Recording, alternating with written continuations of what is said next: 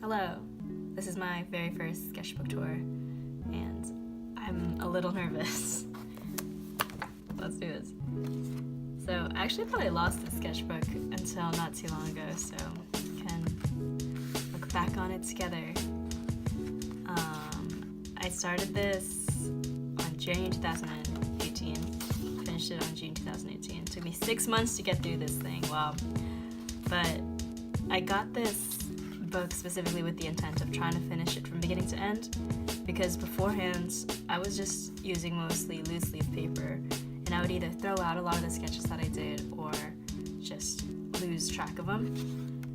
So I challenged myself with this book to finish the whole thing and also to not try to rip out any pages. But I think I did. We'll see. Anyways, this is from after reading an article about feathered dinosaurs, I think. I got super excited, and yeah, you'll see, I just keep drawing dinosaurs.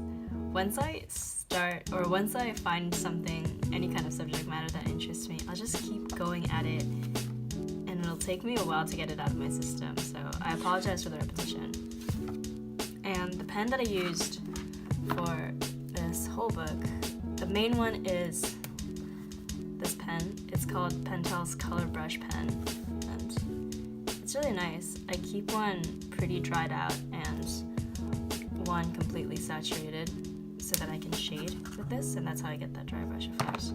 But I also use these guys as well. This one's from Kuretake, and this one's a little darker.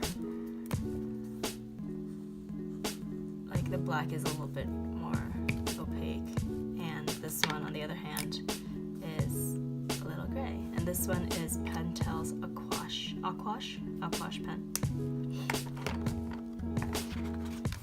Nice. This one is from Bali. There was this abandoned amusement park that we went to, and the statue there was so gorgeous. But the place was definitely haunted. Here's some googly-eyed dinosaur birds. And here's some monster fish.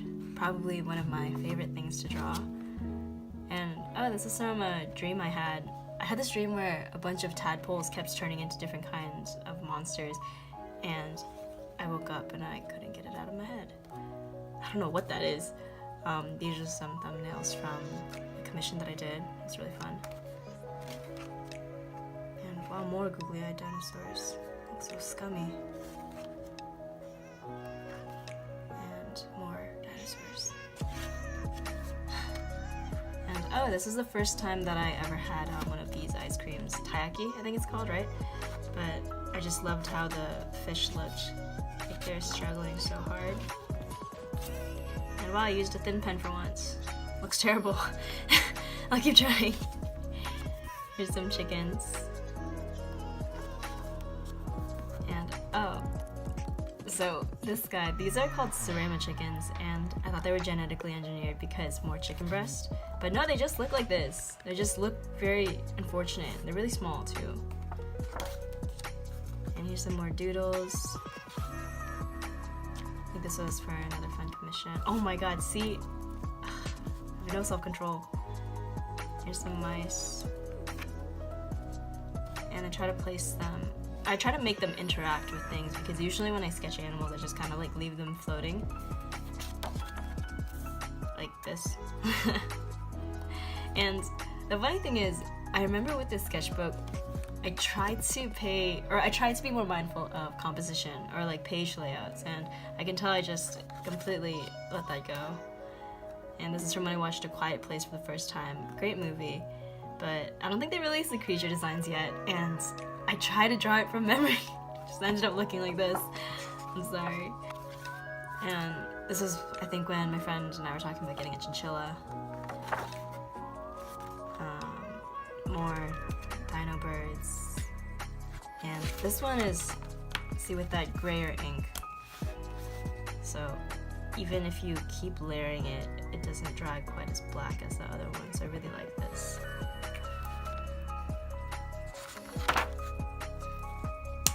Oh, and this is a good example. A question that I get asked often is whether I do a pencil sketch underneath or I go straight in with ink.